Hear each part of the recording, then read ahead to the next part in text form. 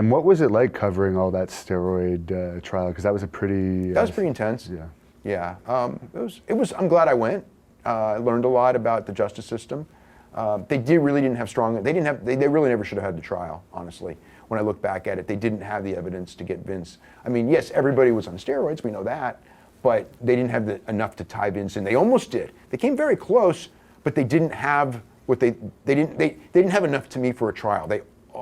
If a few things had worked out differently, in the sense that Linda McMahon was tipped off that they were after Zahorian, and if she wasn't tipped off, they probably would have hired Zahorian as their doctor, in which case you're hiring the drug guy, and you knowingly hiring the drug guy because he's the guy who you're getting your own, Vince was getting his own steroids from Zahorian.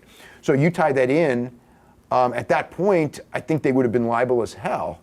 And I think that the trial may have had a good chance of going in the other direction. But before they actually hired him, they had gotten word Zahorian's hot, back away, and they backed away. And they never hired him officially. So, I mean, he was assigned to them by the commission.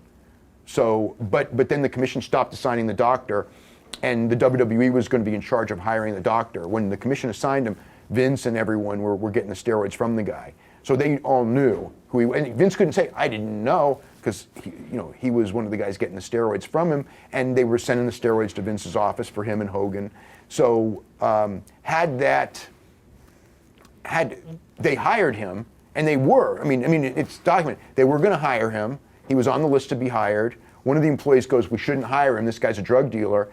And the top people, Linda and Pat Patterson, said, no, he's in. And then before the first show that he was going to work for them, they got the word, and it's like, oh, he's out.